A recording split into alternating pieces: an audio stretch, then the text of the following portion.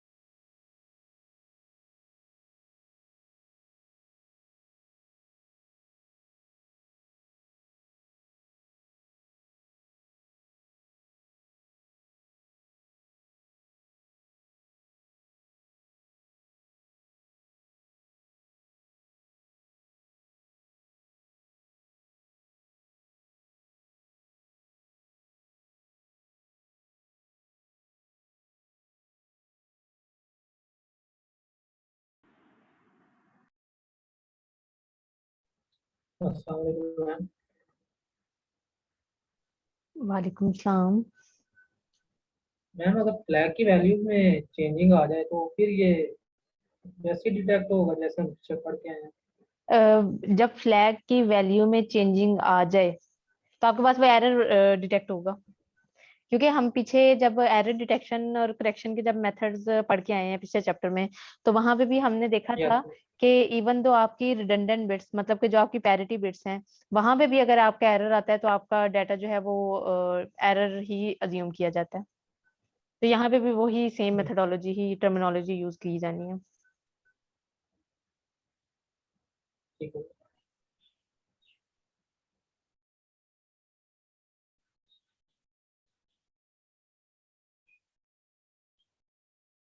किसी स्टूडेंट ने मेरे से शायद पूछा था कि हमारे फाइनल्स कब है।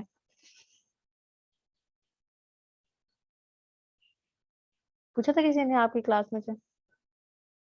पता नहीं किस क्लास में से मुझसे पूछा था। नहीं मैम, नेक्स्ट मंथ में आई थिंक। हाँ, नेक्स्ट मंथ में डेट पूछी थी मुझे किसी ने, पता नहीं किस सेक्शन में पूछी थी। मैम क्या पूछा था? किसी ने मुझसे पूछा था कि मैम फाइनल्स कब हैं या क्लासेस कब तक होनी है, ये कुछ इस तरह से पूछा था।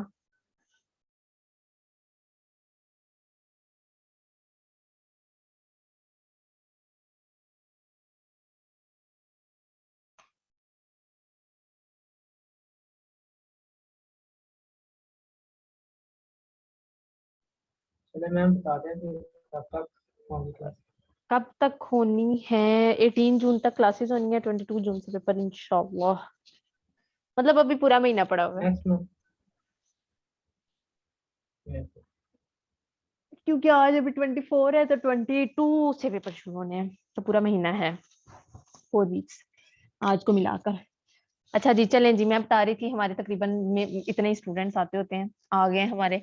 मैं बता रही थी करेक्टर ओरिएंटेड प्रोटोकॉल हमने पढ़ ली कि करेक्टर वाइज जब डाटा सेंड होता है, लेकिन इन रियल अगर हम देखें तो आपके पास डाटा सेंड होता है बिट्स की फॉर्म में। तो इसका मतलब है कि हमें कोई बिट ओरिएंटेड अप्रोच भी चाहिए। तो बिट ओरिएंटेड अप्रोच क्या है कि आपके पास उसी तरीके से फ्रेम बनेगा कि आपके पास फ्लैग ऐड होगा, हेडर ऐड होंगे। फ्लैग आपका स्टार्टिंग पे भी एंडिंग पे भी ऐड होगा, और हेडर आपका हेडर और ट्रेलर ऐड कर दिया जाएगा, और बाकी आपका डाटा का सेक्शन होगा। अब बात आ जाती है कि आपके पास फ्लैग कितने बिट्स का है। यहाँ पे भी फ्लैग आपका कितने बिट्स का है, 8 बिट्स का फ्लैग है। 8 बिट्स के फ्लैग को हमने डिफाइन कर दिया है कि आपका जो फ्लैग है उसकी हमेशा वैल्यू होगी 0, 6 टाइम 1 0। ये आपके पास फ्लैग की वैल्यू होगी। हमने ऐड कर दिया। हमने क्या नाम है उसका, स्टार्टिंग पे भी फ्लैग ऐड कर दिया, एंडिंग पे भी फ्लैग ऐड कर दिया।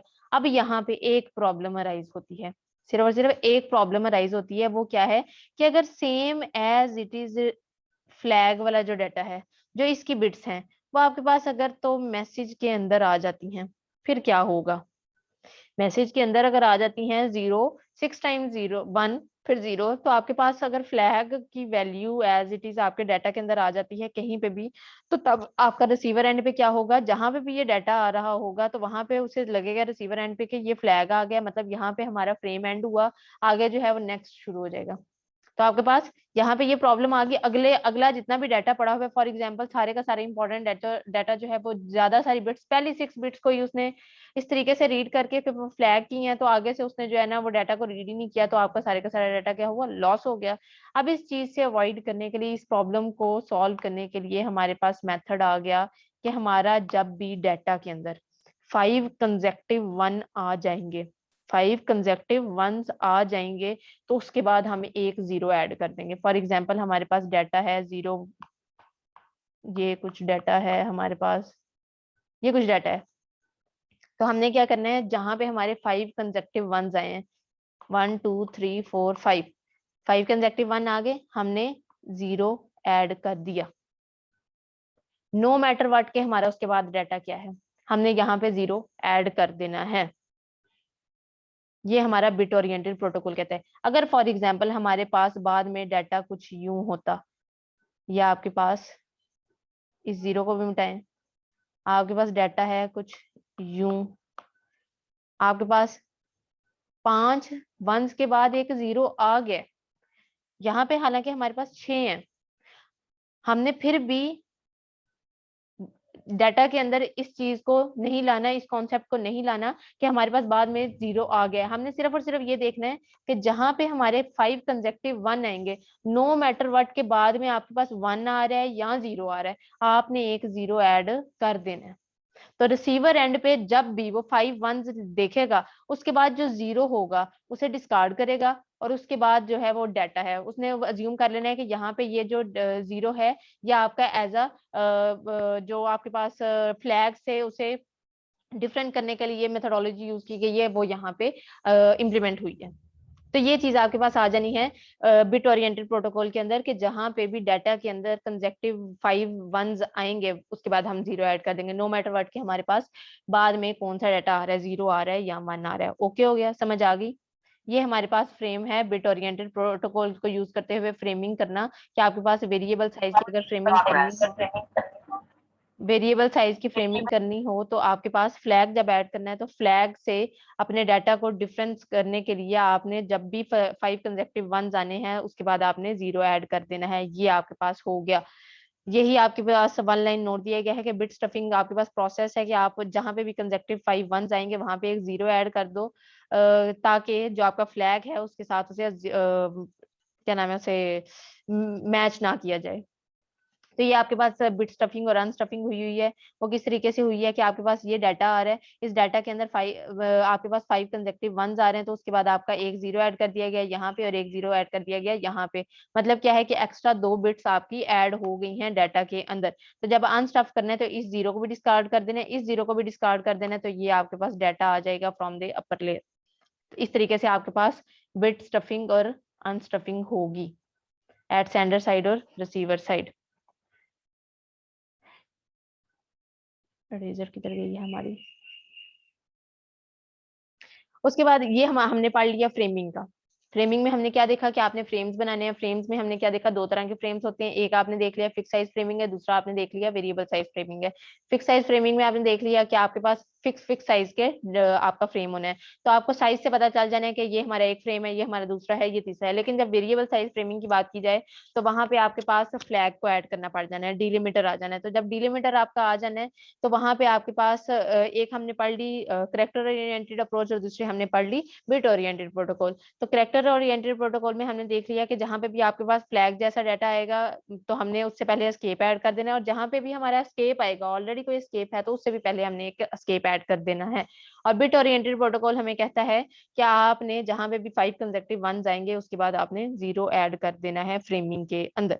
ये हो गया हमारा फ्रेमिंग का कॉन्सेप्ट। एक हमने जो रिस्पॉन्सिबिलिटी थी ट्रांसपोर्ट लेयर की वो हमने देख ली। दूसरी आगे हमारे पास फ्लो एंड एरर कंट्रोल, जिसे कंबाइन करके डाटा लिंक कंट्रोल बताया गया है। तो ये आपके पास मोस्ट इंपॉर्टेंट रिस्पॉन्सिबिलिटी है किसकी, डाटा लिंक लेयर की, जो कि क्या क्या है, फ्लो और एरर कंट्रोल है। और उन दोनों को कम्युलेट अगर करें तो आपने डाटा लिंक कंट्रोल इसे बना दिया। अब हमने देख लेते हैं कि फ्लो और एरर कंट्रोल बेसिकली क्या है।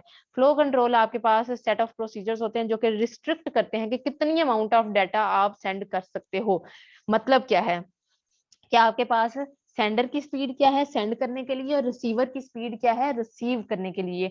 ये आपके पास फ्लो कंट्रोल है। हमने जब डाटा लिंक क्या नाम है उसका ओएसआई मॉडल पढ़ा था, उसमें भी जब हमने डाटा लिंक लेयर का देखा था कि फ्लो कंट्रोल कर रहा है, तो वहां पे भी मैंने आपको समझाया था कि फ्लो कंट्रोल का मतलब क्या है कि आपके पास सेंडिंग डिवाइस की स्पीड क्या है, रिसीविंग डिवाइस की स्पीड क्या है।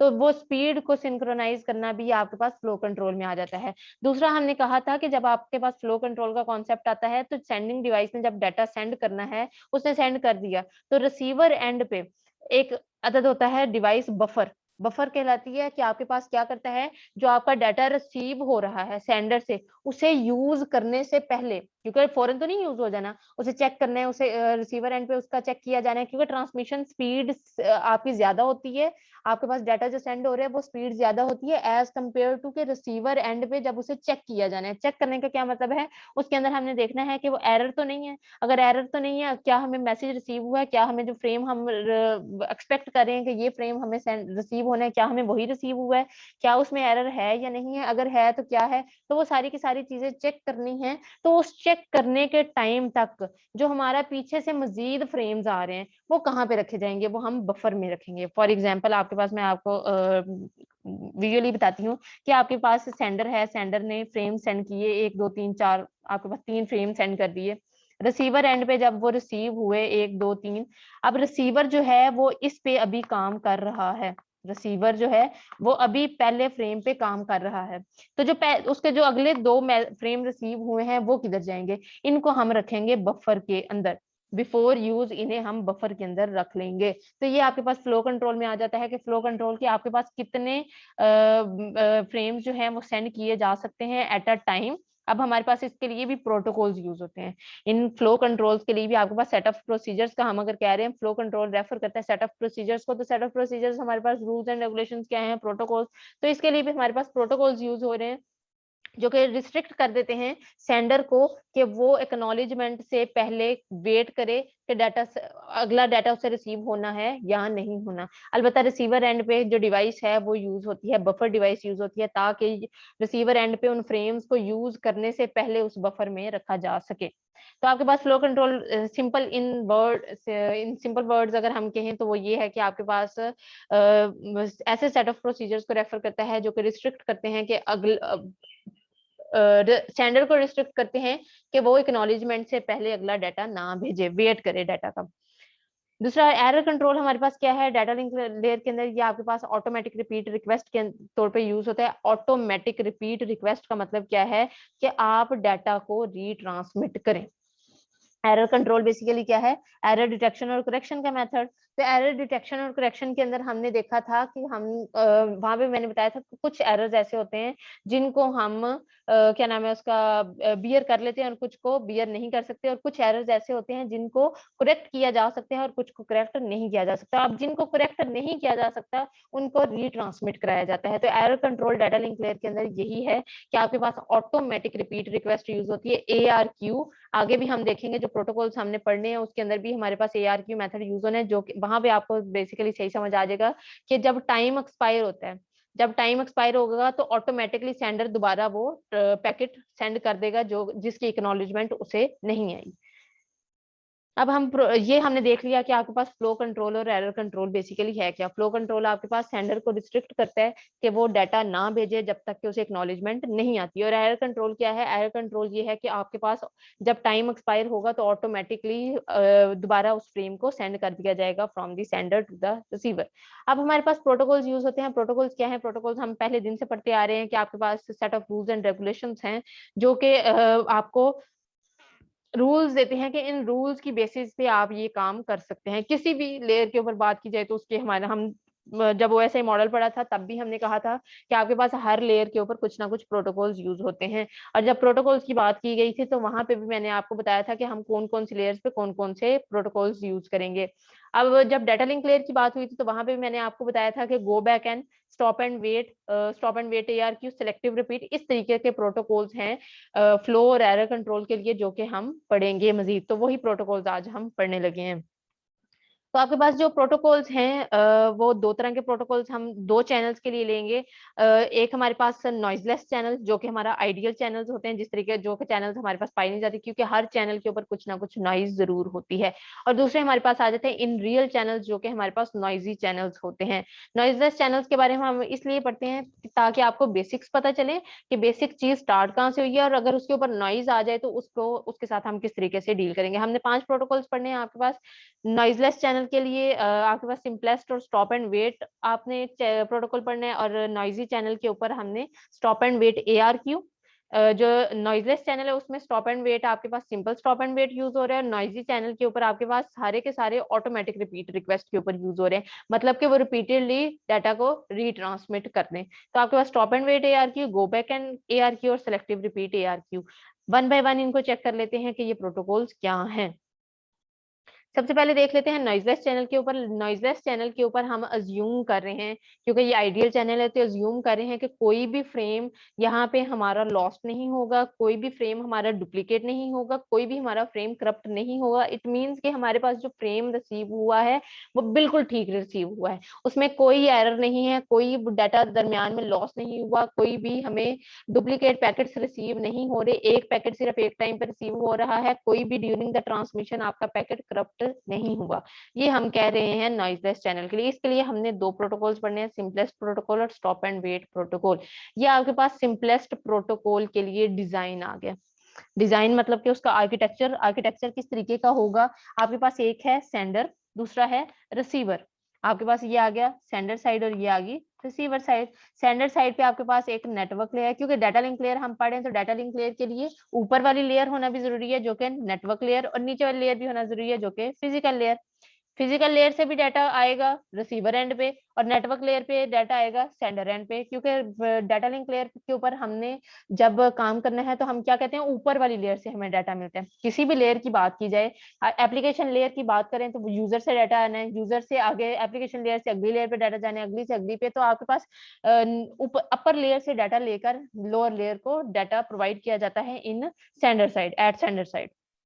तो सेंडर साइड पे आपके पास डाटा लिया जाएगा कहाँ से, नेटवर्क लेयर से लिया जाएगा और फिजिकल लेयर को दिया जाएगा। तो यहाँ पे आपके पास डाटा गेट किया नेटवर्क लेयर से, नेटवर्क लेयर से डाटा गेट किया, डाटा लिंक लेयर के ऊपर फ्रेम्स बने, मेक फ्रेम्स। आपके पास जब फ्रेम्स बन के तो फिजिकल लेयर को सेंड कर दिए गए। अब फिजिकल लेयर से ये डाटा फ्रेम्स आपके सेंड किए जा रहे हैं। या आपका डाटा जो है एक फ्रेम, दूसरा फ्रेम, तीसरा फ्रेम, इसी तरह आपके पास अप टू 8 फ्रेम्स में भी तकरीबन नहीं 7 फ्रेम्स आपके पास सेंड किए जा रहे हैं over the medium at a time. आपके पास सिंपलेस्ट प्रोटोकॉल के अंदर हमने कहा कोई हमें वेट करने की जरूरत नहीं है कि हमारा मैसेज पहुंचा या नहीं, कुछ भी हमें करने की जरूरत नहीं है। हमें पता है कि हमने जो डाटा फ्रेम भेजा है वो एज इट इज हमें रिसीवर को रिसीव हो गया, ये हमने पहले देख लिया। हमने अज्यूम कर लिया कोई डाटा लॉस नहीं होगा, कोई कुछ नहीं होगा, इसलिए हमें वेट करने की भी जरूरत नहीं है, हमने डाटा भेजते जाना है। इसी तरीके से आपके पास रिसीवर एंड पे फिजिकल लेयर को फ्रेम रिसीव हुए, फ्रेम रिसीव होकर उसमें से डाटा को रिट्रीव किया गया या एक्सट्रैक्ट किया जाएगा डाटा लिंक लेयर के ऊपर और डिलीवर कर दिया जाएगा data to the network layer. हमने OSI मॉडल में भी यही पढ़ा था कि आपके पास सेंडर साइड पे डाटा अपेंड किया जाता है और रिसीवर एंड पे आपका डाटा एक्सट्रैक्ट कर लिया जाता है, उसके अंदर से निकाल लिया जाता है, माइनस कर लिया जाता है। तो यही चीज यहाँ पे हुई है कि आपके पास सेंडर साइड पे डाटा गेट किया गया है नेटवर्क लेयर से, उसके फ्रेम्स बनाए गए हैं, मतलब कि उसके अंदर अपनी जो भी इंफॉर्मेशन थी, हेडर, ट्रेलर, फ्लैग वगैरह ऐड अप किए गए और फ्रेम्स को सेंड कर दिया गया है फिजिकल लेयर पे, और फिजिकल लेयर आगे डाटा फ्रेम्स को सेंड कर दी है ओवर द मीडियम। अब फिजिकल लेयर रिसीवर एंड पे फ्रेम्स को रिसीव करेगी, डाटा लिंक लेयर उसके अंदर से डाटा को एक्सट्रैक्ट करेगी और नेटवर्क लेयर को डिलीवर कर देगी। ये हमारा उसका डिजाइन आ गया, एक आर्किटेक्चर आ गया किसका, सिंपलेस्ट प्रोटोकॉल का। अब इसके लिए आपके पास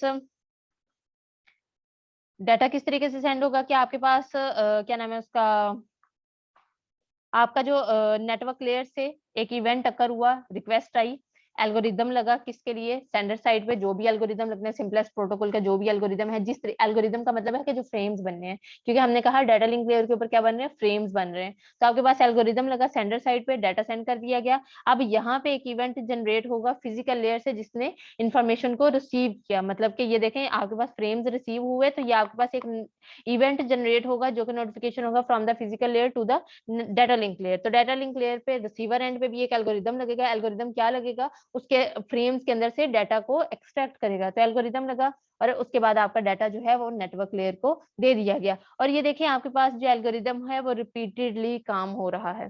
वो क्यों काम हो रहा है कि आपके पास फ्रेम्स जो है वो मिलते जा रहे हैं, मिलते जा रहे हैं। आपके पास डाटा लिंक लेयर पे सेंडर साइड पे फ्रेम्स बनाए जा रहे हैं, बनाए जा रहे हैं, और आपके पास रिसीवर एंड पे जो फ्रेम्स हैं वो सिर्फ और सिर्फ रिसीव होते जा रहे हैं। तो इसलिए ये वाला जो आपके पास मेथड है ये रिपीट होता रहेगा, मतलब कि इसके ऊपर लूप कौन सा लगा होगा, वाइल का लूप लगा होगा कि आपके पास ट्रू होते रहना है और चलते जाना है। ये आपके पास हो गया एक डिजाइन कि आपके पास किस तरीके से सिंपलेस्ट प्रोटोकॉल काम करेगा। आगे हम देख लेते हैं कि आपके पास एल्गोरिदम क्या है सिंपलेस्ट प्रोटोकॉल के लिए। सिंपलेस्ट प्रोटोकॉल आपका सिंपल, बिल्कुल सिंपल, बिल्कुल सिंपल आपके पास प्रोटोकॉल है जिसके अंदर आपने सिर्फ ये कहा कि आपका डाटा आना है नेटवर्क लेयर से, फ्रेम्स बनने हैं, फिजिकल लेयर को सेंड कर देना है और डाटा आपका जाता ही जाना है, जाता ही जाना है। रिसीवर एंड पे इसी तरह रिसीव होना है, उसके अंदर से डाटा एक्सट्रैक्ट करना है और आगे नेटवर्क लेयर को दे देना है। तो ये उसके लिए एक एल्गोरिदम आ गया। एल्गोरिदम आपके पास जूडो कोड कि आपके पास वाइल ट्रू, कि आपके पास रिपीटेडली चलता रहना है, जो मैंने पीछे भी आपको डायग्राम के अंदर दिखाया। तो वाइल ट्रू, जब तक आपके पास ये ट्रू है ये आपका सिस्टम चलता जाना है। आपने इवेंट का वेट करना है, इवेंट का वेट आपके पास, ये स्टैंडर्ड साइड का एल्गोरिदम है। स्टैंडर्ड साइड के एल्गोरिदम का इवेंट कहाँ से आना है, आपका नेटवर्क लेयर से आना है। तो आपने इवेंट का वेट करना है, जैसे ही इवेंट आएगा मतलब कि डाटा गेट हो जाएगी, इवेंट का मतलब है कि डाटा जब मिल जाएगा। तो आपने इवेंट क्या करना है, रिक्वेस्ट टू सेंड।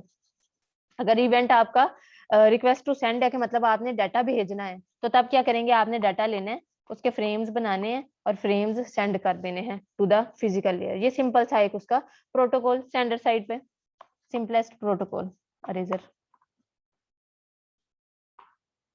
ये हमारा हो गया सेंडर साइड पे एल्गोरिदम। ये आपके पास हो गया रिसीवर साइड पे एल्गोरिदम। ये भी आपके पास चलता रहना है जब तक कि ये ट्रू है। इवेंट का वेट करेगा जो कि फिजिकल लेयर से इवेंट आना है। अगर तो इवेंट है कि आपका नोटिफिकेशन अराइव हो गया है, क्योंकि आपके रिसीवर एंड पे बात हो रही है, तो रिसीवर एंड पे क्या है कि नोटिफिकेशन उसे मिलना है कि आपको फ्रेम्स रिसीव हो रहे हैं। तो जब अराइवल नोटिफिकेशन आना है उसको, तो उसने क्या करना है, रिसीव करने हैं फ्रेम्स को, एक्सट्रैक्ट करना है डाटा और डिलीवर कर देना है data to the network layer. ये आपके पास रिसीवर एंड पे एक जूडो कोड यूज होगा, किसके लिए, आपके सिंपलेस्ट प्रोटोकॉल के लिए रिसीवर एंड पे एल्गोरिदम जो यूज होना है। तो ये आपके पास सिंपल सा एक एल्गोरिदम। अब एक एग्जांपल ले लेते हैं, ये उसकी sender to the receiver visual representation. ये आपके पास सेंडर, ये आपके पास रिसीवर। अब रिक्वेस्ट आई डाटा को सेंड करने की, फ्रेम बनाया, तो ये आपका फ्रेम सेंड हो गया और रिसीवर एंड पे अराइव हो गया। ये दूसरा फ्रेम, ये तीसरा फ्रेम, आपके पास इसी तरीके से डाटा रिक्वेस्ट आती रहेगी और अराइव होता रहेगा। तो ये आपके पास फ्रेम जा रहा है और ये इसकी हाइट जो है आपको पता है, स्लोप की जो हाइट है वो उसकी ट्रांसमिशन टाइम बताती है। तो ये आपके पास डाटा सेंड हो गया from sender to the receiver. ये एक फ्लो डायग्राम है किसके लिए, कौन सा था, सिंपलेस्ट प्रोटोकॉल। नेक्स्ट है जी मेरा बेटा हमारा stop and wait protocol. Next हमारा जो नॉइजलेस चैनल के लिए, हम नॉइजलेस चैनल पढ़ रहे हैं, बिल्कुल नॉइजलेस चैनल में हमारा जो दूसरा प्रोटोकॉल था वो था स्टॉप एंड वेट। नाम से हमें पता चल रहा है हमने स्टॉप करना है, वेट करना है, फिर अगला डाटा सेंड करना है, स्टॉप एंड वेट। तो स्टॉप एंड वेट का मतलब क्या है कि आपने, मैं आपको समझाती हूँ, आपने फॉर एग्जांपल दो फ्रेम्स हैं सेंड करने हैं। फॉर एग्जांपल ये आपके पास 2 फ्रेम्स हैं जो कि आपने सेंड करने हैं। अब पहला फ्रेम सेंड हुआ है, ये है सेंडर, ये है रिसीवर। सेंडर ने रिसीवर को पहला फ्रेम भेजा, अब उसने भेज दिया है, यहाँ पे स्टॉप कर जाए, वेट करे किसका, एक्नॉलेजमेंट का। एक्नॉलेजमेंट आई, देन अगला फ्रेम सेंड करे सेकंड वाला। ये कहता है स्टॉप एंड वेट प्रोटोकॉल। भेजे, स्टॉप करे, वेट करे एक्नॉलेजमेंट का, देन अगला जो भी उसका क्या नाम है पैकेट फ्रेम है उसे सेंड करे। अब इसका डिजाइन देख लेते हैं। ये मैंने आपको सिंपल वर्ड्स में बता दिया कि आपने जब फ्रेम सेंड करने हैं तो स्टॉप एंड वेट का मतलब क्या है। अब हम देख लेते हैं कि आपके पास डिजाइन क्या है। डिजाइन क्या है, उसी तरीके से आपके पास network layer, data link layer और आपका फिजिकल लेयर। ये आपके पास सबसे पहले डाटा आया, यहाँ पे फ्रेम्स बने, फ्रेम सेंड हो गए। आपके पास देख लें यहाँ पे सिर्फ और सिर्फ एट अ टाइम क्या सेंड हो रहे हैं, सिर्फ और सिर्फ एक फ्रेम सेंड हो रहा है। पिछले में कितने फ्रेम सेंड हो रहे थे, मल्टीपल फ्रेम्स आपके पास एट अ टाइम सेंड हो रहे थे। मतलब कि ओवर द मीडियम जितने फ्रेम सेंड हो सकते हैं वो सेंड किए जा रहे हैं। लेकिन आपके पास जो स्टॉप एंड वेट है वो क्या कहता है कि आपका एट अ टाइम सिर्फ और सिर्फ एक फ्रेम जाएगा। तो ये एक फ्रेम जा रहा है, जब ये पहुंच गया यहाँ पे आकर ये रिसीव हुआ, एक्सट्रैक्ट किया डाटा, डिलीवर कर दिया डाटा को। अब जब आपको डाटा रिसीव हो गया तो फिजिकल डाटा लिंक लेयर से, जब डाटा लिंक लेयर ने उसे एक्सट्रैक्ट किया तो डाटा लिंक लेयर से आपकी एक फ्रेम सेंड किया जाएगा जिसे कहते हैं एक्नॉलेजमेंट। ये आपके पास एक्नॉलेजमेंट का फ्रेम होगा। ये आपका नेटवर्क लेयर इसमें इन्वॉल्व नहीं है, क्योंकि डाटा लिंक लेयर का काम है ना, फ्रेमिंग कहाँ पे हो रही है, डाटा लिंक लेयर पे हो रही है। तो उसने जो एक्चुअल डाटा है वो डिलीवर करना है उसको डाटा नेटवर्क लेयर को, और एक और फ्रेम जो है वो वापस फिजिकल लेयर को सेंड कर देना है। किसका, एक्नॉलेजमेंट का। तो ये आपके पास डाटा लिंक लेयर से फिजिकल लेयर पे आएगा, एक डाटा लिंक लेयर से फ्रेम जाएगा नेटवर्क लेयर को और एक जाएगा फिजिकल लेयर को। जो नेटवर्क लेयर को जाएगा वो एक्चुअल डाटा होगा और जो आपको फिजिकल लेयर को आएगा वो एक्नॉलेजमेंट होगी, एक्नॉलेजमेंट का फ्रेम होगा। ये आपके पास एक्नॉलेजमेंट आ गई, एक्नॉलेजमेंट सेंड होगी, यहाँ पे फिजिकल लेयर को फ्रेम रिसीव हुआ, वो डाटा लिंक लेयर को भेज देगी और फिर अगला आपका डाटा सेंड हो जाएगा, अगला फ्रेम सेंड कर दिया जाएगा।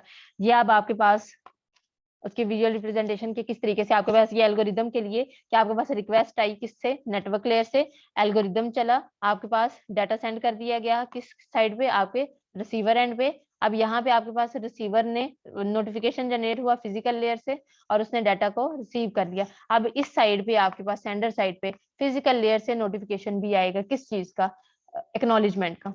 एक्नॉलेजमेंट का नोटिफिकेशन आएगा ताकि अगला डाटा जो अगला फ्रेम है वो आपका सेंड किया जा सके। ये था आपके पास मेरा बेटा स्टॉप एंड वेट प्रोटोकॉल। और स्टॉप एंड वेट प्रोटोकॉल की एफिशिएंसी जो है वो सबसे कम होती है। क्यों, किस तरीके से कम होती है, क्योंकि आपके पास चैनल सारे का सारा वेला बैठा हुआ है, सिर्फ और सिर्फ एक frame at a time send किया जा रहा है। तो इसलिए इसकी एफिशिएंसी सबसे कम होती है एज कम्पेयर टू जो अगले हम प्रोटोकॉल्स पढ़ेंगे ना उनसे। क्योंकि एफिशिएंसी हम किस बेस पे कहते हैं कि आपका जो सिस्टम है, अगर हम कंप्यूटर अपनी डिवाइस की एफिशिएंसी की बात करें तो हम क्या कहते हैं, ज्यादा से ज्यादा सीपीयू को यूज किया जाए, ज्यादा से ज्यादा इसके थ्रूपुट आए। इसी तरह चैनल की बात की जाए नेटवर्क के अंदर तो उसकी भी यही मकसद है कि आपके चैनल को ज्यादा से ज्यादा यूज किया जाए। तो जब एक ही सिर्फ और सिर्फ एक फ्रेम सेंड हो रहा है एट अ टाइम तो फिर उसकी एफिशिएंसी ऑटोमेटिकली डिक्रीज कर जाएगी। तो ये था आपके पास स्टॉप एंड वेट प्रोटोकॉल का डिजाइन। अब इसका देख लेते हैं एल्गोरिदम। एल्गोरिदम क्या है कि आपके पास यहाँ पे अब एक्नॉलेजमेंट भी आ गई है एक, तो उसे किस तरीके से डील करेंगे। वाइल ट्रू आपके पास, क्योंकि ये आपका जो मेथड है ये रिपीटेडली चलता रहना है,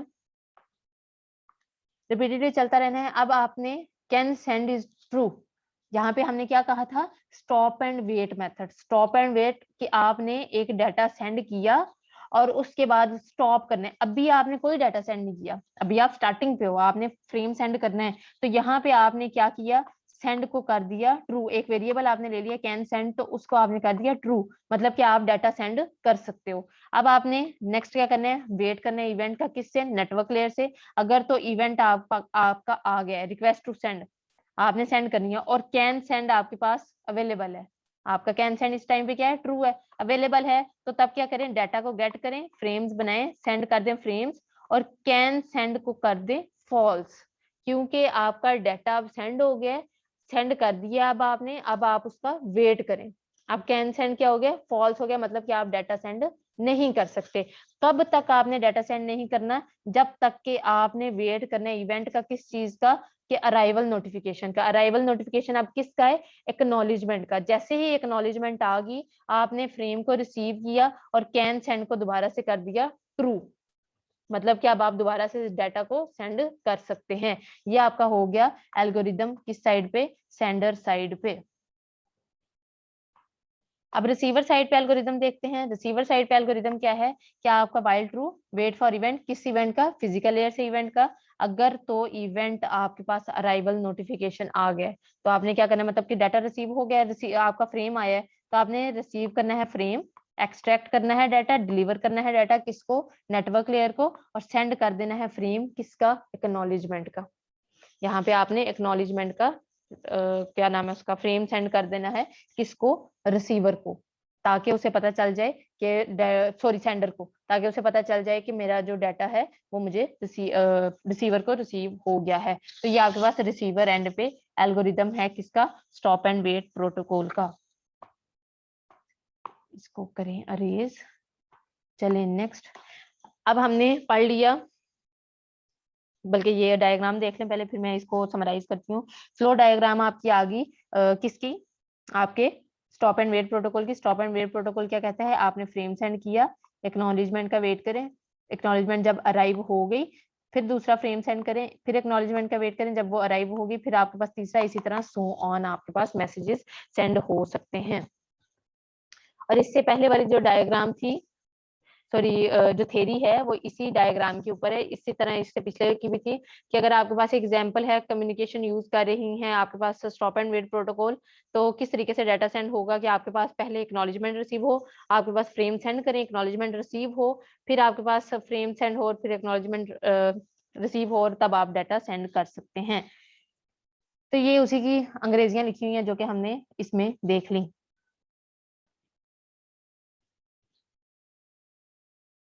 अब यहाँ पे एक और चीज बताई गई है इन्होंने कि आपके पास मैम एक दफा मैम जी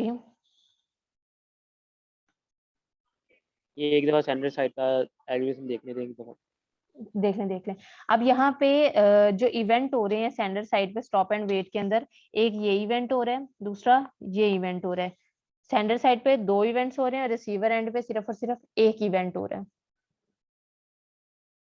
और एग्जाम्पल में यही चीज बताई गई है कि अगर 2 फ्रेम सेंड होंगे तो सेंडर साइड पे 4 इवेंट्स होंगे और रिसीवर एंड पे 2 इवेंट्स अकर होंगे। उस जो एग्जाम्पल है उसकी जो लास्ट लाइन है वो यही कह रही है।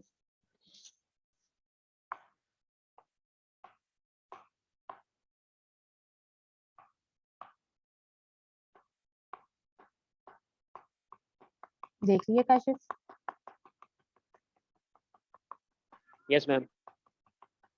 देखो ये कितने मजे का चल रहा है ना सर्कल, रिपीटेडली। ये जो हम एल्गोरिदम पढ़ रहे हैं ना वो इसी तरह रिपीटेडली काम करते रहना। अल्लाह अकबर। ओले अब इसे रिमूव करते वक्त भी स्यापा।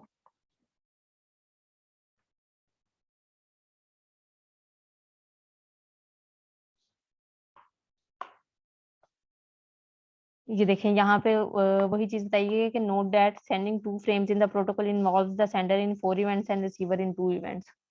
ओके हो गया? कहाँ गई इरेजर? मैम एक क्वेश्चन था। जी जी। मैम ये लास्ट जो हमारा रिसीवर होगा उस पे ये एल्गोरिदम वर्क करेंगे कि जो दरमियान में नेटवर्क नोड आएंगे उन पे भी ये लेयर्स पे भी काम करेंगे ये आपके पास हॉप टू हॉप डिलीवरी है, तो हॉप टू हॉप में हमने डाटा लिंक लेयर के अंदर यही पढ़ा था कि आपके हर इंटरमीडिएट नोड आपका रिसीवर ही अज्यूम किया जाएगा। ठीक है। क्योंकि हमारी डाटा लिंक लेयर की और ट्रांसपोर्ट लेयर की यही डिफरेंस था कि आपके पास वहां पे भी एरर कंट्रोल चेक किया जाता था, ट्रांसपोर्ट लेयर पे भी और डाटा लिंक लेयर पे भी। लेकिन ट्रांसपोर्ट लेयर पे आपके पास जो एक्चुअल सोर्स और डेस्टिनेशन था डिफरेंट लेन्स के या एक ही लेन के अंदर, तो वहां पे आपका चेक किया जाता था ट्रांसपोर्ट लेयर के अंदर। और डाटा लिंक लेयर के अंदर आपके पास जिस भी डिवाइस के इंटरमीडिएट नोड के ऊपर रिसीव होगा वहां चेक करता है। तो वहां सब सारी जगहों पे आपके पास इम्प्लीमेंट होगा। ये आपके पास हो गई मैम। जी हैदर। बाकी नेक्स्ट लेक्चर में करें। एंड ना कर नेक्स्ट लेक्चर, हाँ ये जो 4 मिनट बाद शुरू होगा ना उसी के अंदर करेंगे। 4 मिनट बाद शुरू ना करूं, 5 बजे शुरू करूं? मैम वो तो 5 बजे स्टार्ट होगा। मैं तो कह रही थी साथ ही कर लेते हैं, चलो कोई बात नहीं, अगर तुम 5 बजे कहते हो तो 5 बजे कर लेते हैं। वो सिर्फ इसलिए कह रहा था कि अभी थोड़ा सा काम था तो मैंने कहा चलो ये टाइम है थोड़ा कर लें। हाँ चलो काम कर लो, मैं भी नमाज पढ़ लूं तो इंशाल्लाह जो है ना मैम 5 बजे नमाज का टाइम होता है। मैं पहला पढ़ लेनी है, हर सला 4:30 शुरू हो जाता है। Yes ma'am. जाओ भाग के जाओ, सारे नमाज पढ़ के आओ और आके फिर क्लास लो। शाबाश। ओके मैम, अभी लीव कर दें? हाँ लीव कर दो, भाग जाओ, वैसे भी तो 3 मिनट रहेगा।